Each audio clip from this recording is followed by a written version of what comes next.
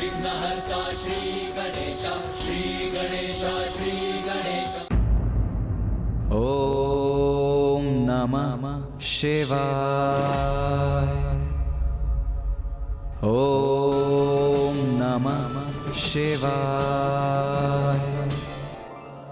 माता के निर्देशानुसार कुमार कार्तिकेय ने संपूर्ण निष्ठा से वहां स्थित लौ पर अपना ध्यान केंद्रित कर पंचा अग्नि तप और पंचाक्षर मंत्र ओम नमः शिवाय का उच्चारण करना आरंभ कर दिया। जैसे जैसे वो अपने तप में लीन होते गए और उनकी एकाग्रता बढ़ने लगी, वैसे ही दीपक की अग्नि विभक्त होकर उनके चारों ओर पंचा अग्नि प्रज्वलित करने लगी। ये उनके समस्त चक्रों के पूर्ण रूप से जागृत होने का प्रमाण था, जिससे उन्हें आत्मज्ञान का बोध हो।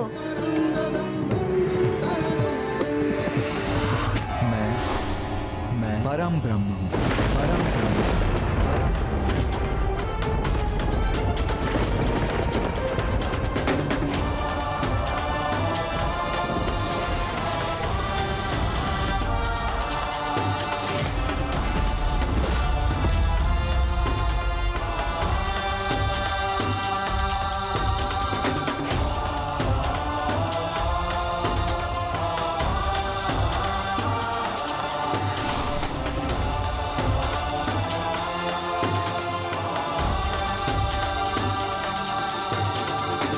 पुत्र, अब तुम्हें अपना दिव्य वास्तविक परिचय ज्ञात हो।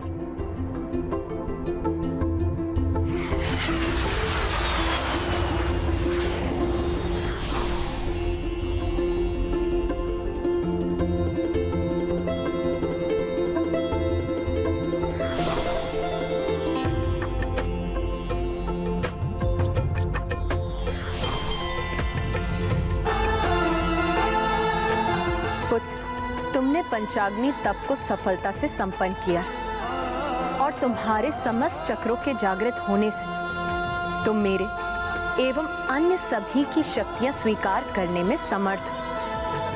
अब मैं तुम्हें अपनी शक्ति के साथ उसके प्रयोग की विधि का ज्ञान भी प्रदान करती हूँ। धन्यवाद माता। कुमार कार्तिकेय,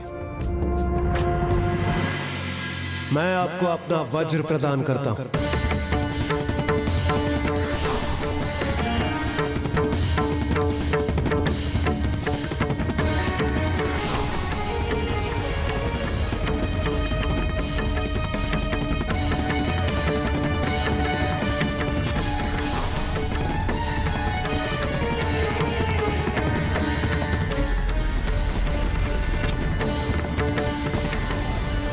मेरा ये वज्र स्वीकार कीजिए कुमार कार्तिकेय।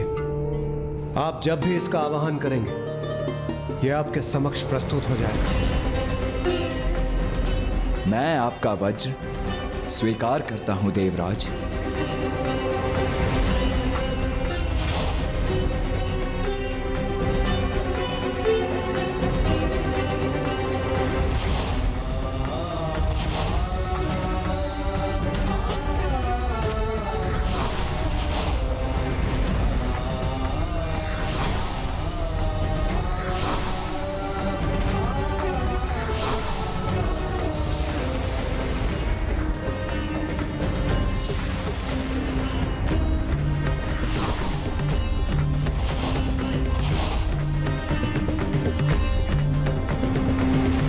तो कुमार कार्तिकेय को अपनी अपार शक्ति का आभास हो ही गया। माता पार्वती ने उन्हें अपनी शक्ति और ज्ञान दोनों प्रदान किए और हम देवताओं ने भी उन्हें अपने आयुध दिए।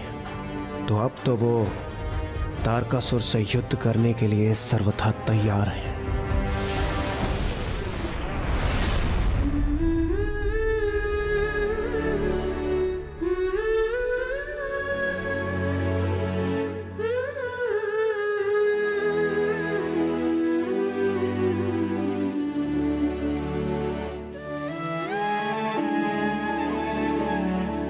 पुत्र कार्तिकेय, धन्यवाद माता।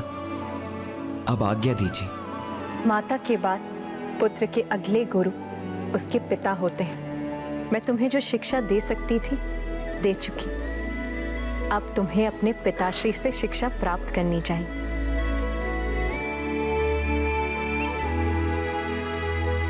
तो क्या कुमार कार्तिकेय अभी भी युद्ध के लिए नहीं जाएंगे?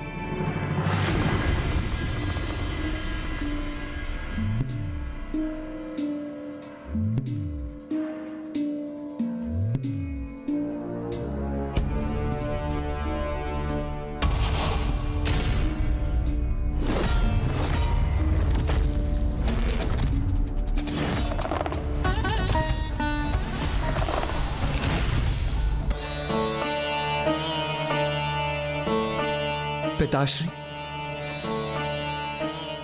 मैंने अभी आपके शीश पर कांटों का मुकुट क्यों देखा पिताश्री?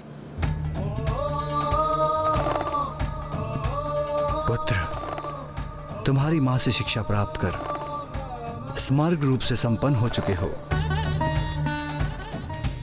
इसलिए मात्र मैं एक ही मूल शिक्षा तुम्हें प्रदान कर सकता हूं।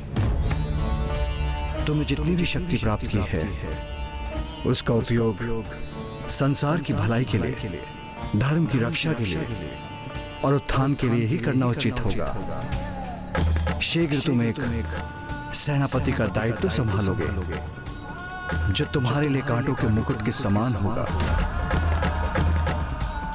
क्योंकि यह दायित्व सरल नहीं होगा। उसे तुम्हें बहुत धैर्य और लगन से संभालना होगा।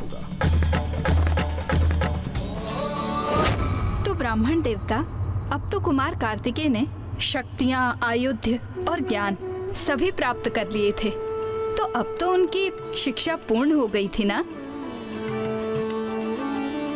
माता पिता से ज्ञान और शक्ति दोनों अवश्य प्राप्त हुई थी उन्हें, किंतु जब तक वास्तविक गुरु का मार्गदर्शन ना प्राप्त हो तब तक ज्ञान कहाँ फलित होता है। तो अब कुमार की शिक्षा की पूर्णता के लिए उनके पिताश्री महादेव ने उन्हें अगस्त ऋषि के पास भेजा।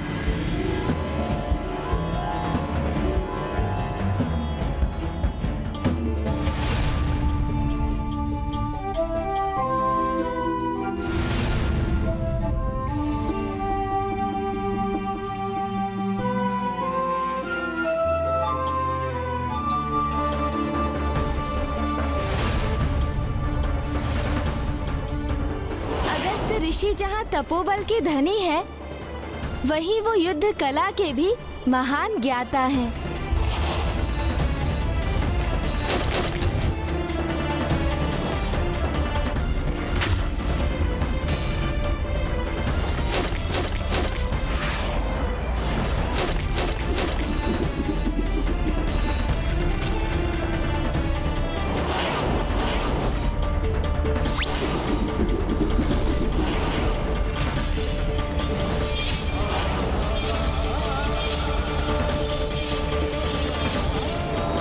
कार्तिकेय, मैंने आपको अपने शिष्य के रूप में स्वीकार कर आपको संपूर्ण युद्ध कौशल की विद्या प्रदान की है। अब आप पूर्ण रूप से प्रशिक्षित हो चुके हैं, अतः आप यहां से प्रस्थान करने के लिए मुक्त हैं। इस प्रकार माता पार्वती, पिता महादेव एवं गुरुवर ऋषि अगस्त्य से ज्ञान प्राप्त कर कुमार कार्तिकेय अब देव सेनापति पद को संभालने के लिए पूर्णतया तत्पर थे। महादेव पुत्र पार्वती नंदन कुमार कार्तिकेय के देव सेनापति पद पर स्थापित होने हेतु उनके अभिषेक का शुभारंभ हो।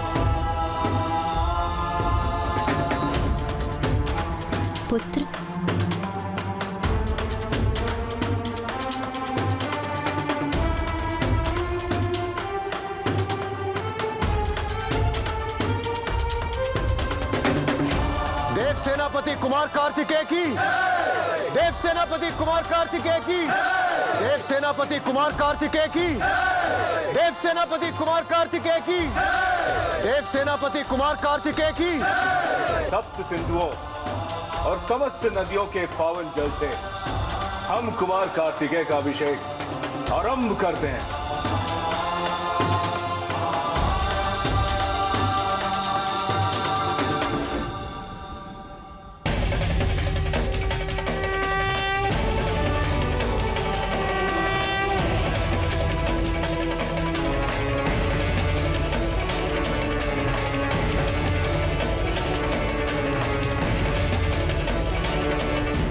आयुष्मान भव पुत्र।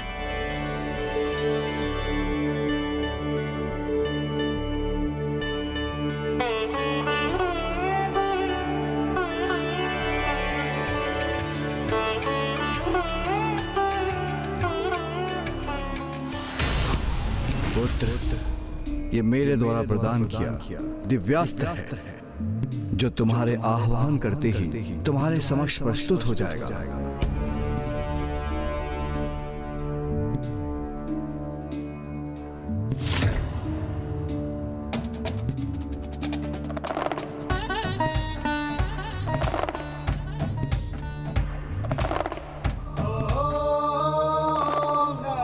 धन्यवाद पिताश्री।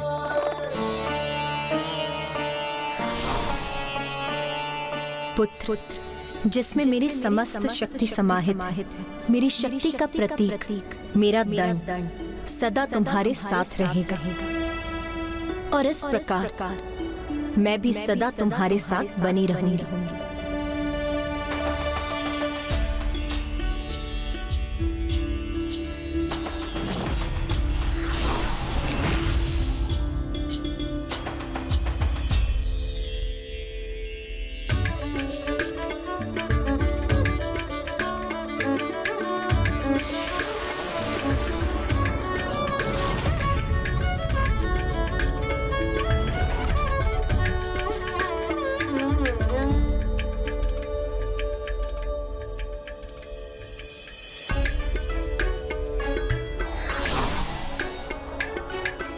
पुत्र, मैं योद्धा तो नहीं, इसलिए तुम्हें कोई आयुध तो प्रदान नहीं कर सकता, किंतु तुम्हारे लिए एक संपूर्ण सेना अवश्य प्रदान कर सकता हूं।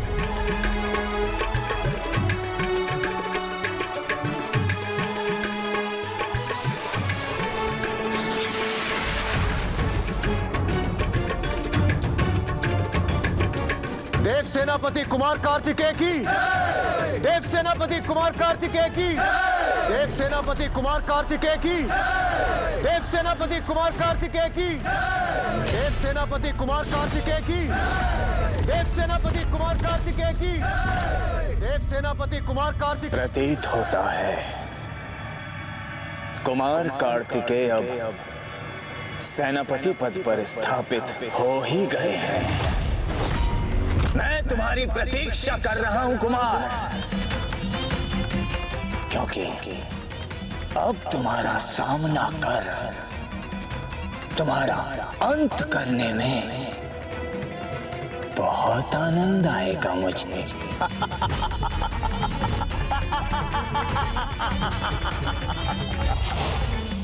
और इस प्रकार महादेव पुत्र पार्वती नंदन कुमार कार्तिकेय देव सेनापति पद पर स्थापित हुए।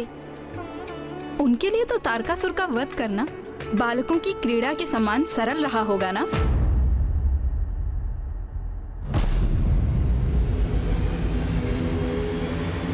नहीं मां,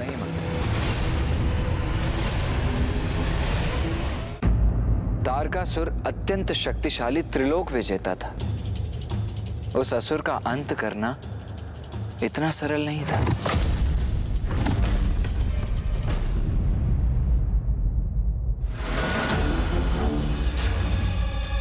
इतना कुछ घटित हो गया महाराज, और आप अभी भी निश्चिंत बैठे हैं। ये मेरी समझ के बाहर है महाराज। क्या घटित हो गया जिसकी चिंता करनी चाहिए मुझे? यही महाराज देव सेनापति पद पर स्थापित हुए हैं महादेव और देवी पार्वती के पुत्र, जिनके गर्जन मात्र से कंपित हो उठा था पूरा शोणितपुर। और आपका आत्मसम्मान जो पंचासुरों का अंत कर खंडित किया उन्होंने, उसका क्या?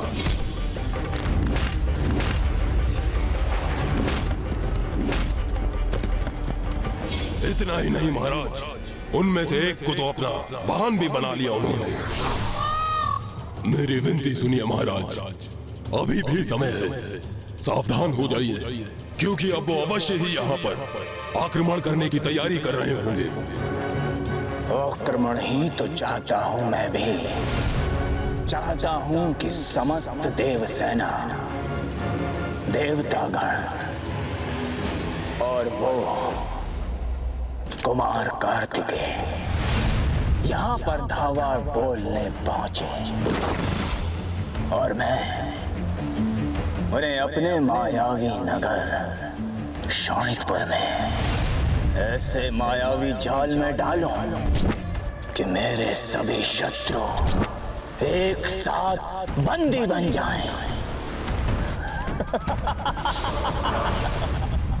एक और जहां तारकासुर युद्ध का आरंभ चाहता था, जिससे देव सेनापति कुमार कार्तिकेय एवं समस्त देवता उसकी नगरी शोणितपुर में आने के लिए विवश हो जाएं, किंतु वही दूसरी ओर देव सभा गहन विचार में लीन थी।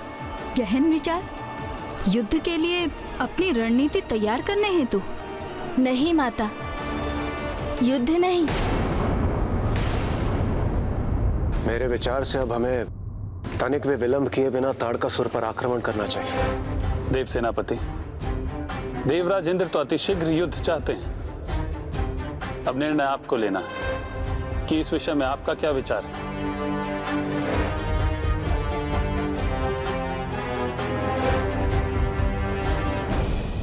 मैं देवराज इंद्र से असहमत हूं।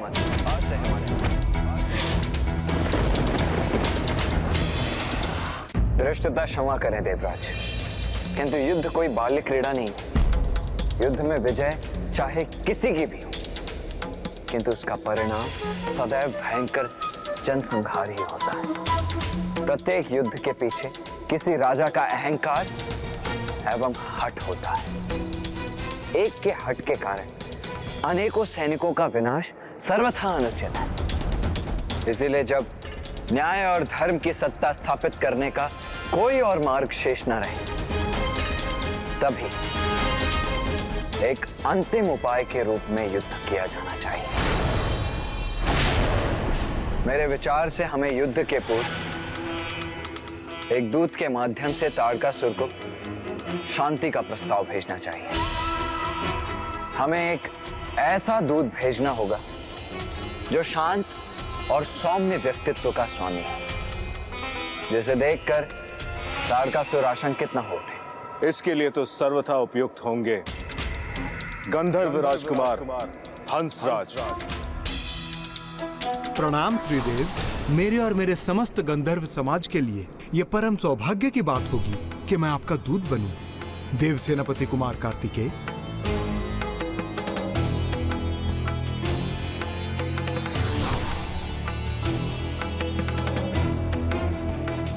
असुरराज तारकासुर, हम समस्त देवता आपसे विनम्र निवेदन करते हैं कि आप त्रिलोक को अपने शासन से मुक्त करें।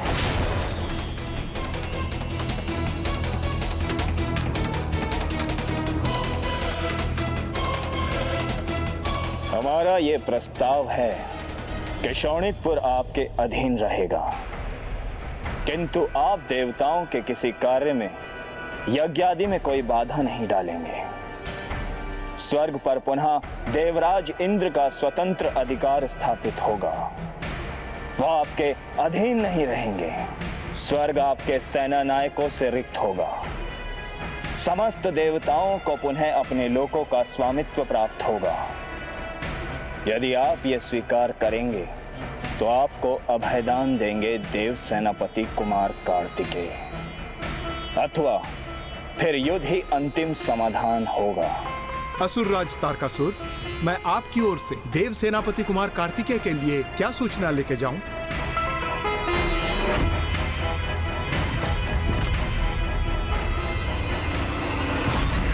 तुम्हारे देव सेनापति ने मेरे समक्ष कोई उपाय ही कहां छोड़ा है। उचित है तो जाओ और जाकर कह दो अपने देव सेनापति से कि हमारे पास भी उनके लिए एक संदेश है।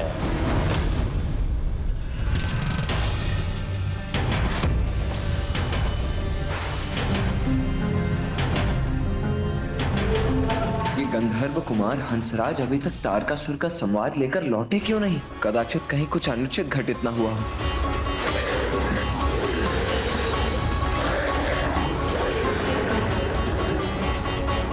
ये तो कोई असुरी पक्षी प्रतीत होता है। इसने अपने मुख में क्या पकड़ रखा है?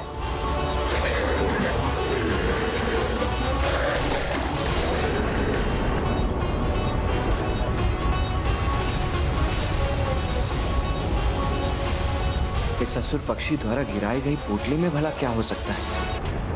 ये देवदूत गंधर्व राजकुमार हंसराज अब तक लौटे क्यों नहीं?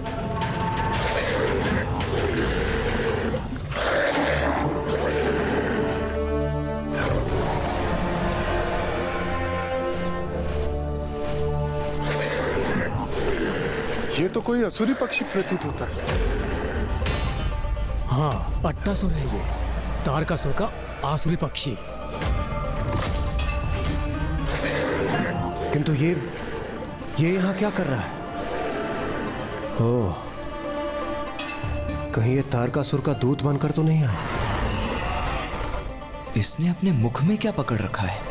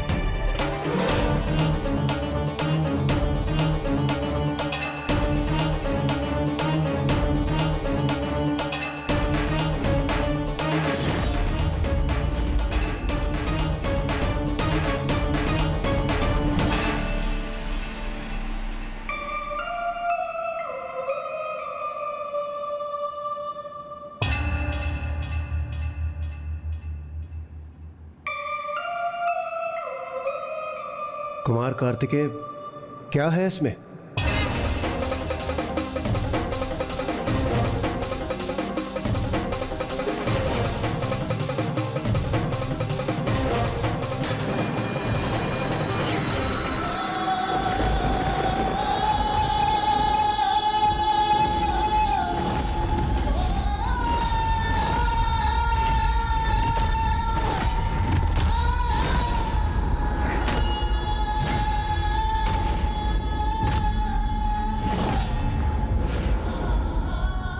जिसका मुझे भय था वही हुआ। शांति नहीं, युद्ध ही चाहता है वो तारकासुर। अपने इस कुकृत्य से स्पष्ट कर दिया है उसने। ठीक है, अब युद्ध ही होगा।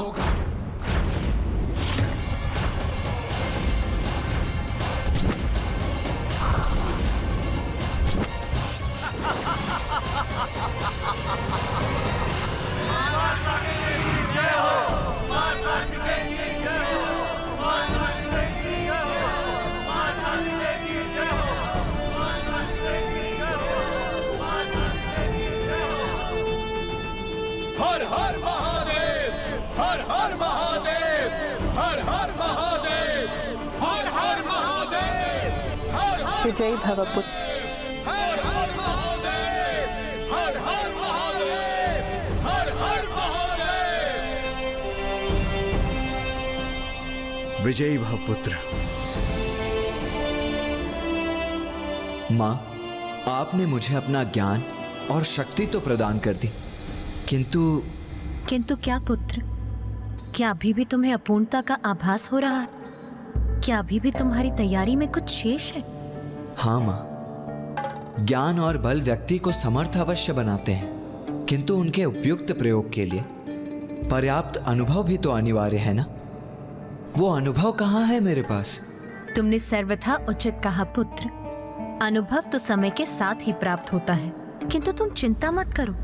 मेरा अनुभव सदैव तुम्हारा सहायक बनेगा। युद्ध के समय जब भी तुम्हें अनुभव से प्रेरणा लेने की आवश्यकता हो, तुम निसंकोच मेरा स्मरण करना पुत्र। मैं तुम्हारे समक्ष प्रस्तुत होकर तुम्हें उचित सीख प्रदान करूंगी। पुत्र, देव सेनापति हो तुम, देवताओं की रक्षा अब दायित्व है तुम्हारा। जाओ, अपना दायित्व निभाओ।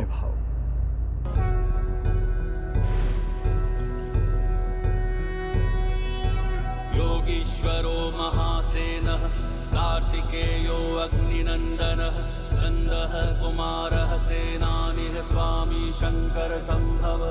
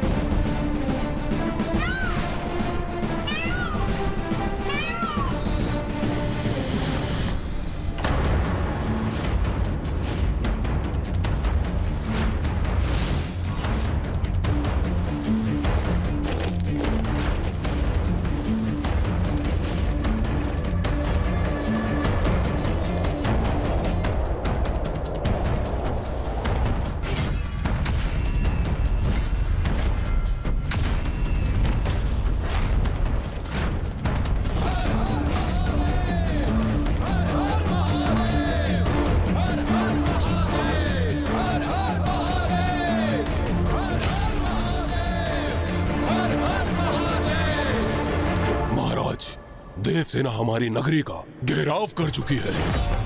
आपने सर्वथा अनुचित कार्य कर दिया महाराज। उन्होंने संधि प्रस्ताव भेजा था और आपने उन्हें उनके दूत का रक्त रंजित शीश भेज दिया।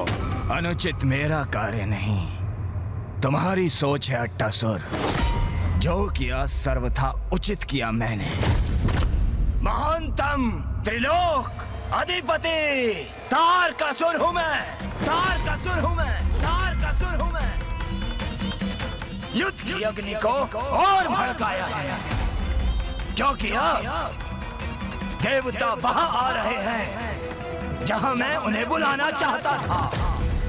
मेरे मायावी जाल शोणितपुर में आओ, तनिक देखें तो कैसी दिखती है ये देवसेना।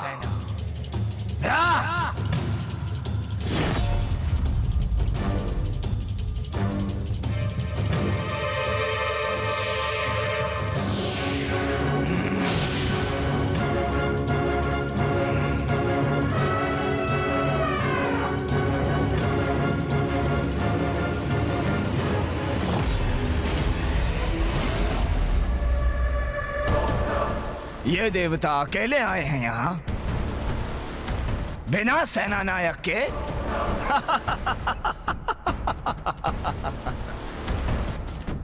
देखा कैसे सफल हुई मेरी रणनीति? वो बालक उस दूत का रक्त से लथपथ शीश देखकर भयभीत हो गया। कहाँ है वो महान महादेव पुत्र कुमार कार्तिकेय? कहाँ है? कहाँ है वो देवताओं का सेनापति? हाँ? कहाँ है?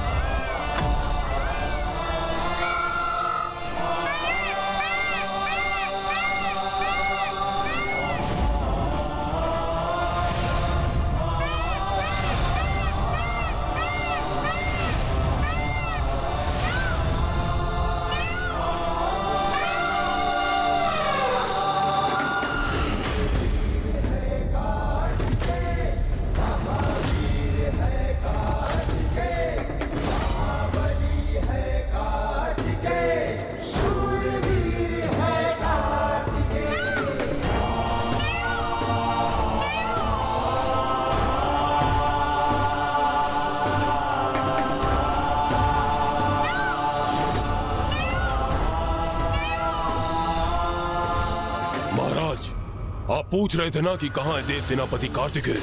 लीजिए, उनका आगमन हो गया है। जिनका जन्म ही आपका वध करने हेतु हुआ है, वो आ गया है महाराज, वो आ गया है।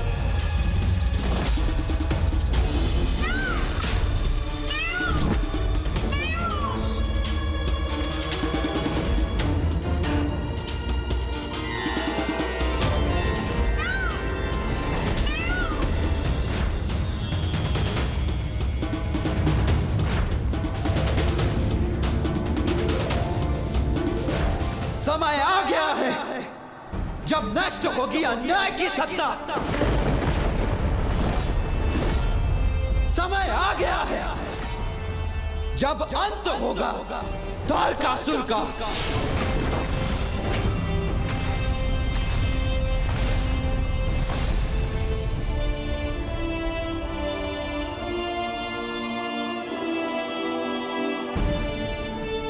समय आ गया है जब न्याय और धर्म की विजय होगी।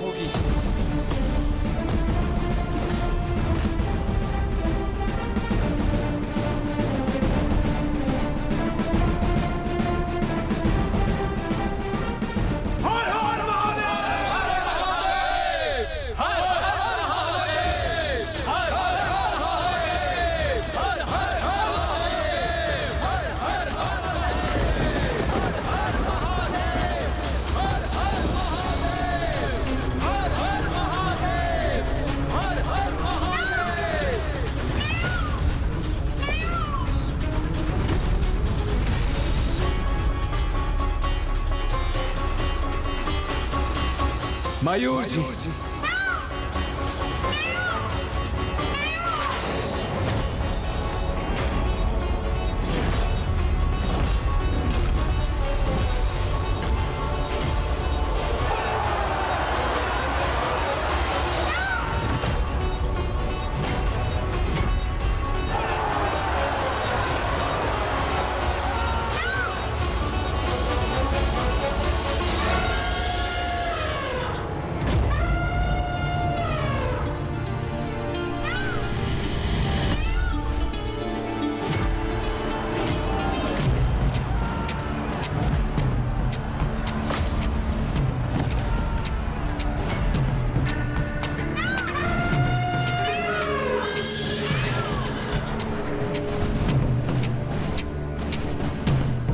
ऐसा क्यों प्रतीत हो रहा है जैसे कुछ भूल रहा हूं मैं, कुछ ऐसा जो अत्यंत महत्वपूर्ण है।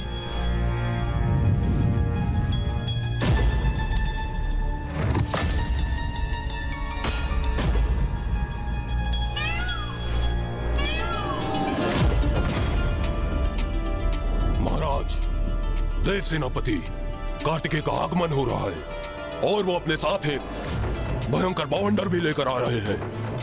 और इस बवंडर में आपका शोणितपुर अवश्य नष्ट हो जाएगा महाराज, अवश्य नष्ट हो जाएगा। महाराज महाराज, अभी भी समय है, अभी भी संधि कर लीजिए आप। इस विनाशकारी बवंडर को रोक दीजिए महाराज। यदि आपने कुमार कार्तिकेय को नहीं रोका तो सर्वनाश सर्वनाश हो जाएगा महाराज, सर्वनाश हो जाएगा। तुम सर्वथा उचित कह रहे हो अट्टासुर। प्रतीत होता है महाराज सुलह के लिए मान गए हैं।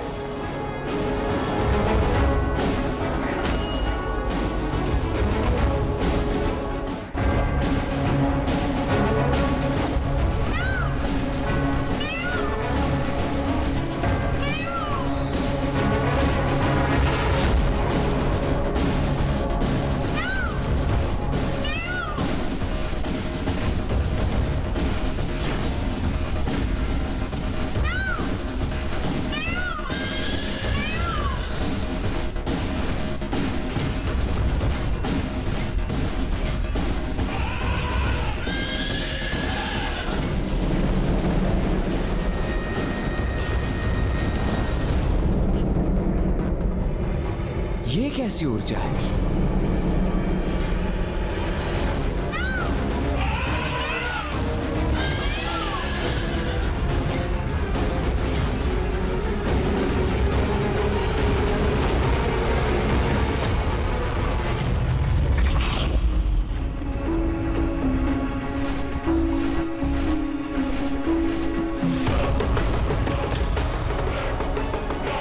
तारकासुर? रुको,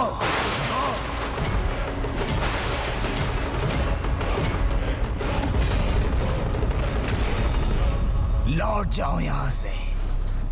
क्यों व्यर्थ युद्ध करना चाहते हो तुम? उससे किसी का क्या लाभ? तो क्या ये तारकासुर अब संधि करना चाहता है? अकारण नरसंहार होगा इस युद्ध में, अनावश्यक।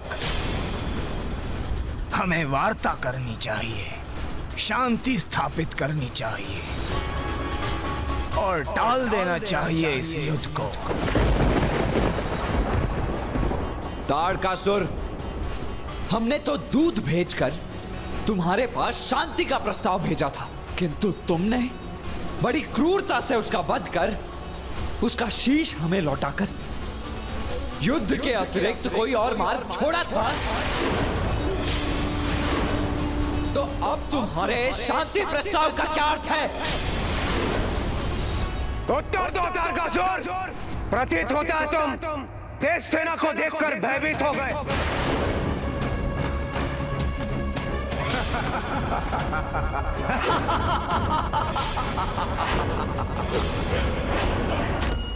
जहां पर मैं स्थित हूं वहां से तो यही दिखाई दे रहा है कि तुम सभी तुच्छ देवता मेरे शोणितपुर में हो। त्रिलोक के स्वामी की राजधानी शोणितपुर में मुझसे निम्न स्थान पर हो तुम सभी और मुझे सम्मान देने के लिए विवश हो, किंतु फिर भी मुझसे इतने बड़े बोल बोल रहे हो कि मैं तारकासुर भयभीत हो गया।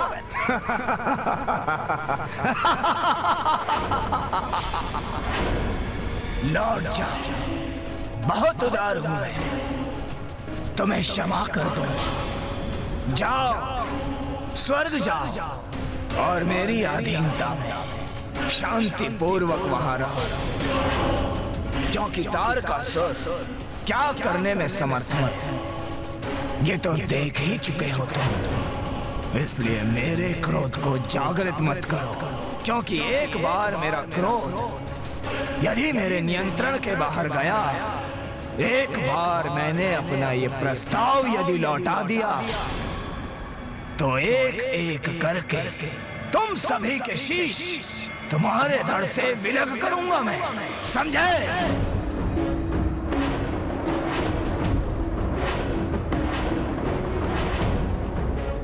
क्यों अट्टासुर, कैसा लगा मेरा दूत तुम्हें?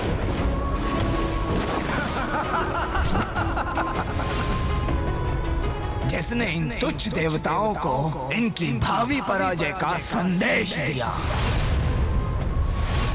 ये क्या महाराज, तो देवताओं का अपमान कर रहे हैं। तारकासुर की शक्ति का परिचय तारकासुर स्वयं देता है।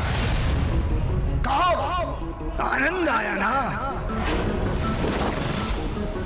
मुझे तो आया, बहुत आनंद आया। इन भैरू देवताओं का अपमान करके, उन्हें नीचा दिखा के, ये बता के कि वो मेरे समक्ष तुच्छ और नगण्य गीदड़ों का समूह कितना भी विशाल क्यों ना हो, सिंह से कभी युद्ध नहीं कर सकता। इसलिए युद्ध हुआ तो तुम में से किसी को भी शेष रहने का अवसर नहीं दूंगा। जाओ, अब जाओ यहां से।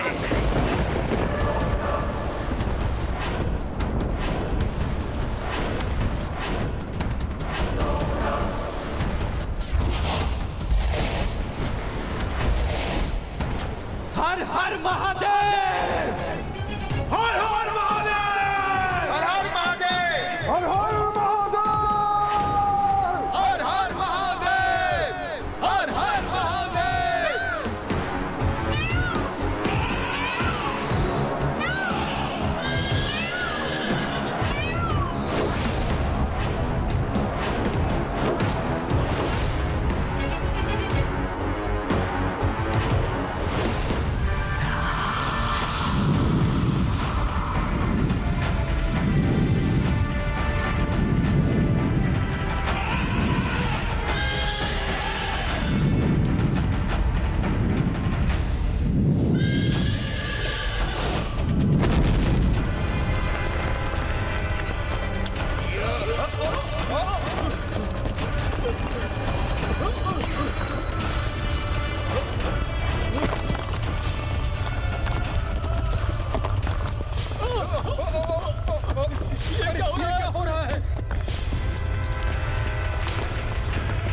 क्या कर दिया मैंने? कुमार कार्तिकेय ये समझ चुके थे कि देव सेनापति होने के नाते उनसे एक बहुत भारी भूल हो चुकी थी। भूल? कैसी भूल ब्राह्मण देवता?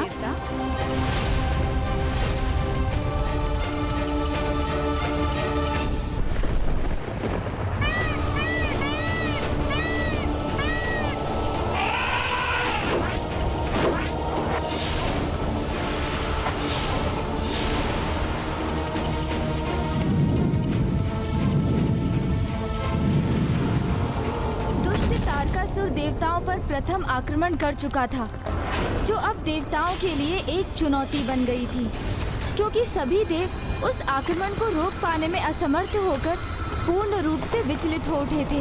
वहीं अब कुमार कार्तिकेय को ये आभास हो गया कि उनसे एक बहुत बड़ी भूल हो गई है।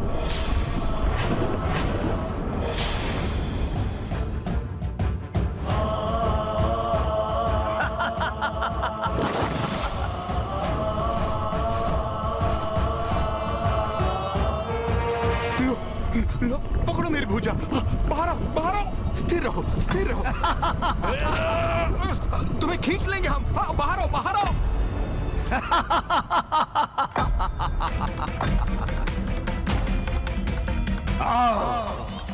आ जाओ देव सेनापति कार्तिकेय। यदि अब भी तुम युद्ध आरंभ करोगे तो तुम स्वयं अपनी सेना के विनाश के उत्तरदायी होगे।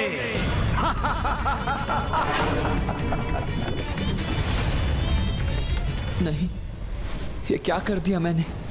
मुझसे इतनी बड़ी भूल कैसे हो गई?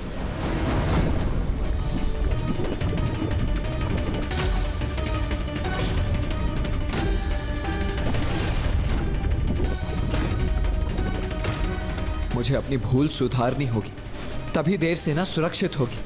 किंतु उसके पूर्व मुझे इन सभी सैनिकों की रक्षा का कोई उपाय करना होगा।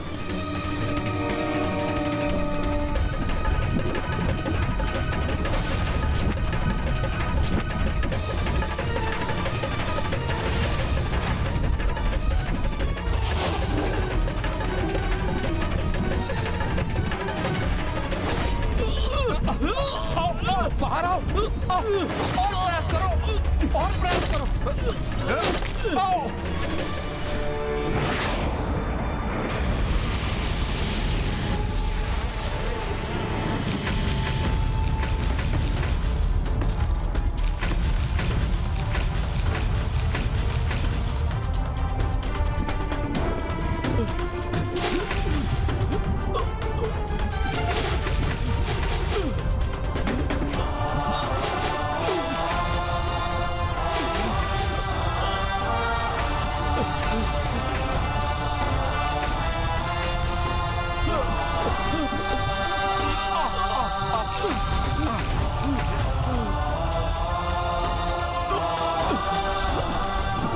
हमारा संकट दूर हुआ। हर हर महादेव, हर हर महादेव। देव सेनापति कुमार कार्तिकेय, अद्भुत। देश सैनिकों को रक्षित करने हेतु आपने अति उत्तम युक्ति अपनाई। अद्भुत।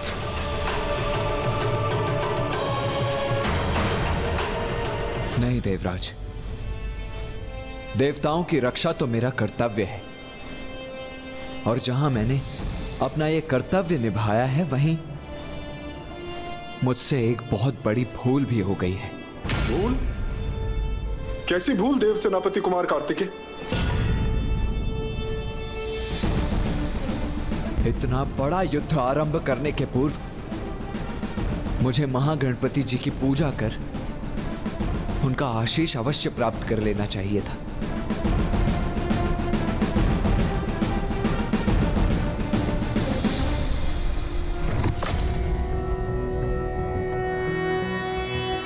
नमस्ते ब्रह्म रूपाय विष्णु रूपाय ते नमः। नमस्ते रुद्र रूपाय करि रूपाय ते नमः। विश्वरूप स्वरूपाय नमस्ते ब्रह्मचारिणे। भक्त प्रियाय देवाय नमस्तुभ्यं विनायक। ओम सिद्धि बुद्धि सहिताय महागणपतये नमः।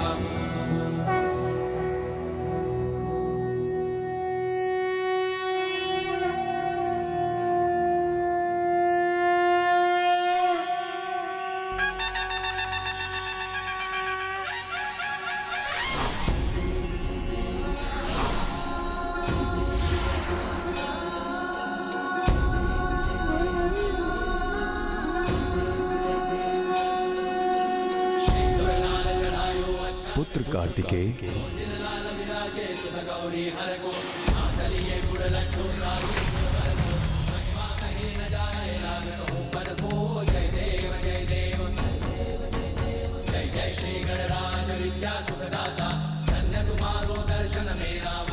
प्रभु हमारी रक्षा कीजिए।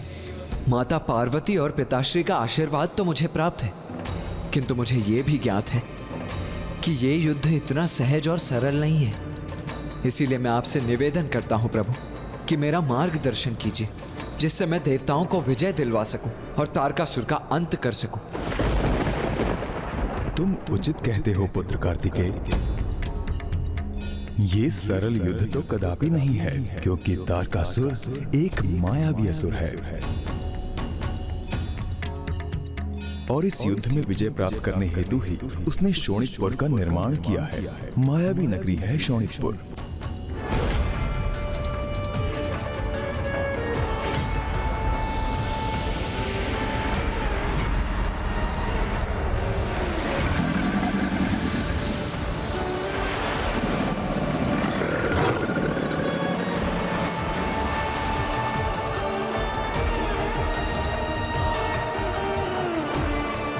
सदा स्मरण रखना, जो दिखता है वो वास्तव में वैसा नहीं है। शोणितपुर का यही रहस्य है।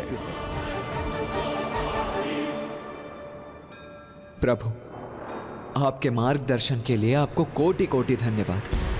अब जब मुझे शोणितपुर की वास्तविकता का भान हो ही गया है, तो मैं इस भ्रमजाल में अत्यंत सतर्क रहकर तारकासुर तक पहुंचने का कोई मार्ग ढूंढूंगा। आपको शत शत नमन महागणाधिपति जी। आपकी कृपा के कारण ही देव सेनापति कुमार कार्तिकेय तारकासुर का वध कर अपना कर्तव्य पूर्ण कर पाएंगे। नहीं, तारकासुर का वध नहीं हो सकता। मृत्यु के मुख में भी जाकर उसकी मृत्यु नहीं होगी।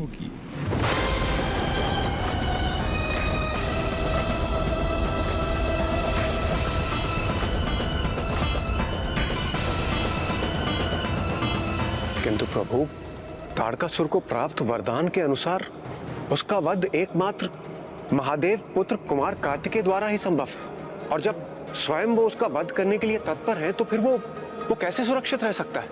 आपने सर्वथा सत्य कहा देवराज। तारकासुर का वध कुमार कार्तिकेय के द्वारा ही संभव है, किंतु ये भी सत्य है कि उसको मृत्यु प्रदान करना सहज कदापि नहीं होगा।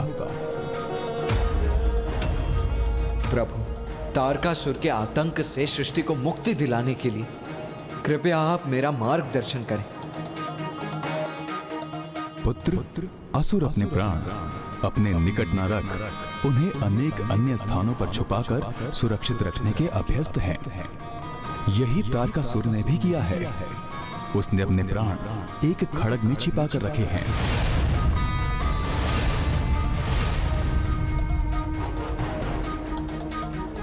एक खड़ग में प्रभु? तारकासुर की माया नगरी में उसके भवन के भीतर एक माया जाल से सुरक्षित एक स्वचालित खड़ग है। सर्वप्रथम तुम्हें उसे प्राप्त कर उसे नष्ट करना होगा पुत्र। शोणितपुर के अंधकारमय आकाश में एक भवन है। उसी भवन में वो मायावी खड़ग सुरक्षित है। जब तुम शोणितपुर के भीतर पहुंचोगे, तब तुम्हें उस भवन के मार्ग में अनेकों बाधाओं का सामना करना होगा। स्मरण रखना पुत्र, उस समय तुम्हें उसी मार्ग पर आगे बढ़ना है जो सर्वप्रथम एक वन में परिवर्तित हो जाए। किंतु वो वन भी वन जैसा नहीं होगा। उस वन को पार करने पर तुम एक खुले विस्तार वाले स्थान पर पहुंचोगे। क्योंकि मायावी शोणितपुर में सब माया है, इसलिए ये आवश्यक नहीं कि वहां जो भी तुम्हें दिखाई देगा वो सत्य ही होगा। और हाँ पुत्र, तारकासुर को इसका भान नहीं होना चाहिए कि तुम्हें उसके खड़ग का रहस्य ज्ञात हो गया है।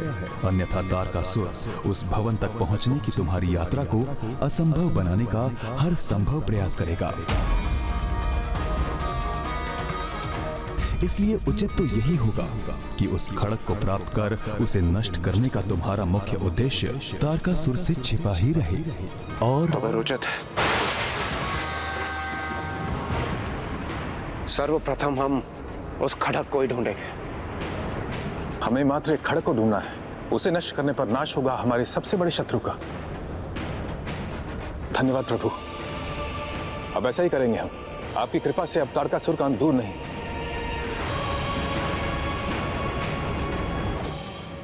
तारकासुर के रहस्य को हमारे समक्ष उजागर कर हमें उचित मार्ग दिखाने के लिए आपको कोटि कोटि धन्यवाद। अब हमें आशीष दीजिए प्रभु कि हम शीघ्र ही सफलता प्राप्त कर सकें।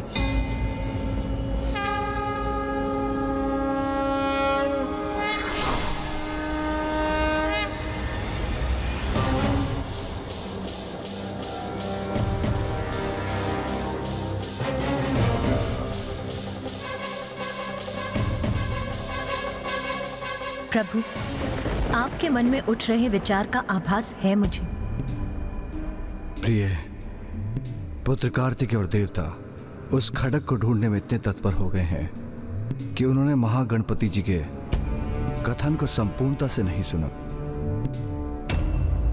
शोणितपुर एक मायावी स्थान है जहां उस खड़ग को सुरक्षित रखने हेतु अनेकों मायावी जाल बिछाए होंगे तारकासुर ने।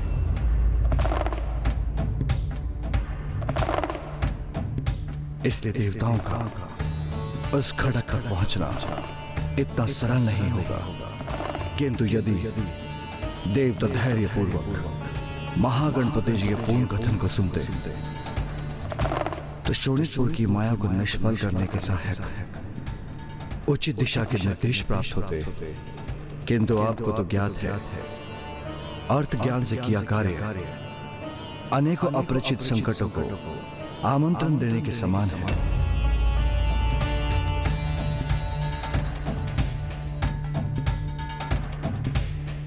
उचित सुझाव को ध्यान से ग्रहण कर उसे उसकी पूर्णता से ग्रहण करना एक बहुत बड़ा गुण है। पुत्र कार्तिकेय और देवताओं को इस गुण को अति शीघ्र सीखना ही होगा।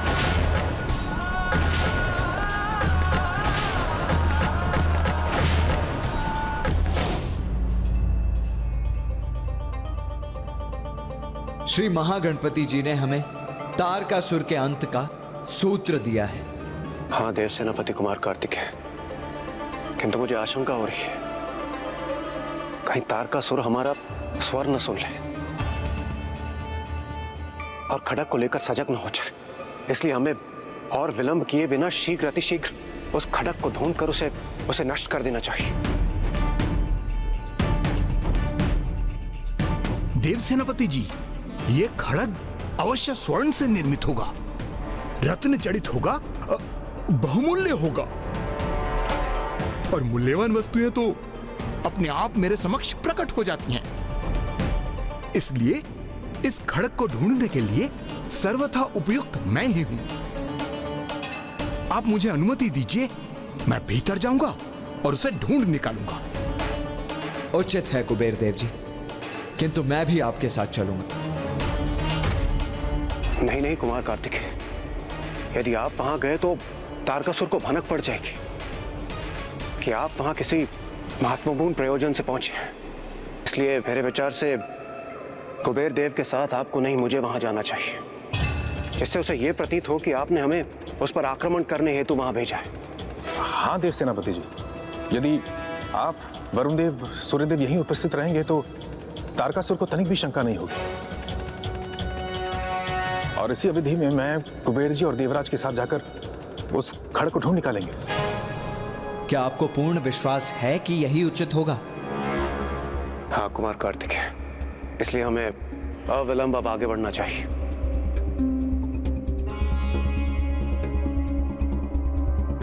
उचित है, फिर मैं यहीं स्थित रहकर निगरानी रखूंगा। किंतु वो तारकासुर अत्यंत कपटी है। पूर्व में भी उसने अपने मायावी शीश के मुख से अग्नि प्रवाहित कर देवसेना को आहत करने का प्रयत्न किया था, तो वो आपके मार्ग में भी बाधाएं अवश्य उत्पन्न करेगा।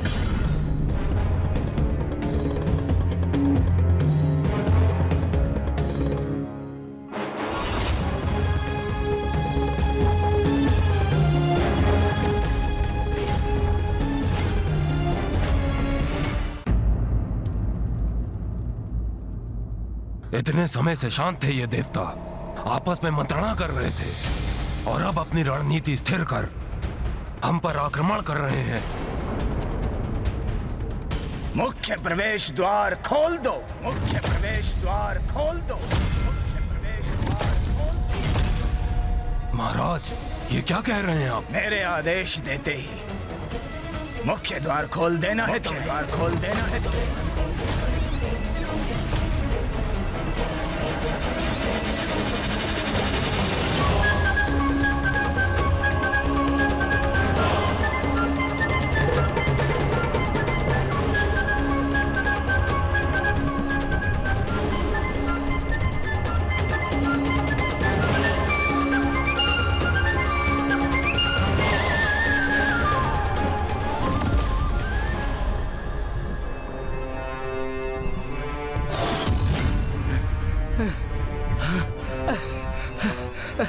इंद्रदेव,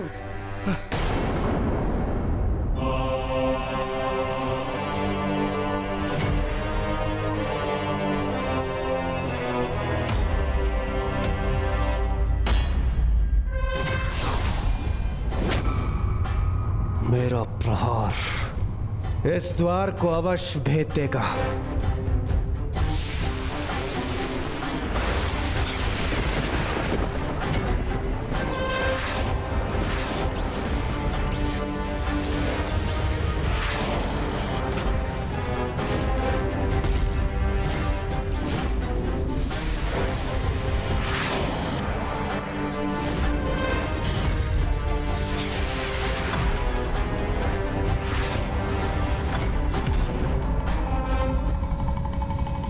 दो मुख्य द्वार को इसी क्षण।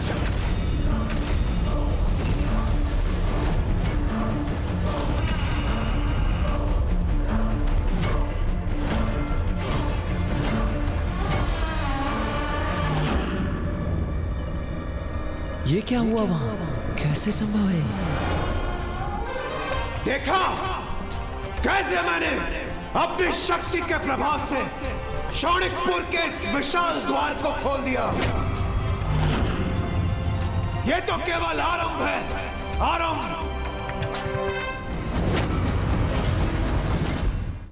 तुमसे बहुत बड़ी भूल हुई है तारकासुर, बहुत बड़ी भूल। समय रहते तुम्हें अपनी पराजय स्वीकार कर लेनी चाहिए थी, किंतु अब नहीं। अब शौणिकपुर का विनाश सुनिश्चित है और मैं इसे भस्म करने के पश्चात ही यहां से लौटूंगा। नहीं, ये मेरा दृष्टि भ्रम नहीं, सत्य था। इंद्रदेव की विद्युत ऊर्जा से नहीं, अपितु स्वतः ही खुला है ये शौणिकपुर का मुख्य द्वार।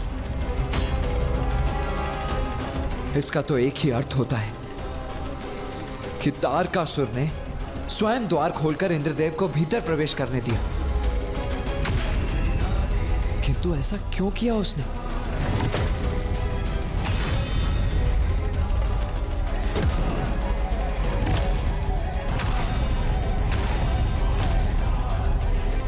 क्योंकि ये इंद्रदेव, वायुदेव और कुबेर तो मेरे सामने मात्र तुच्छ मीन है, जिन्हें मैं अपने जाल में कभी भी जकड़ सकता हूं।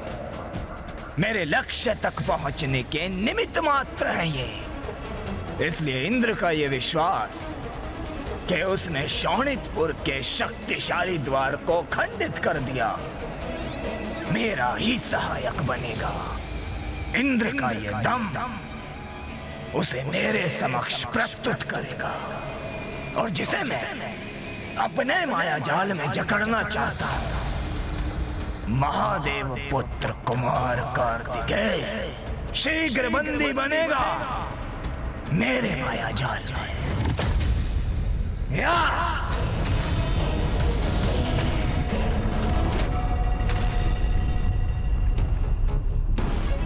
सावधान तारकासुर, अब तो न तुम शेष रहोगे और न ही तुम्हारा आतंक। यह अवश्य तारकासुर का कोई कपट जाल है। देवराज, सावधान रहिए। रुक जाइए देवराज।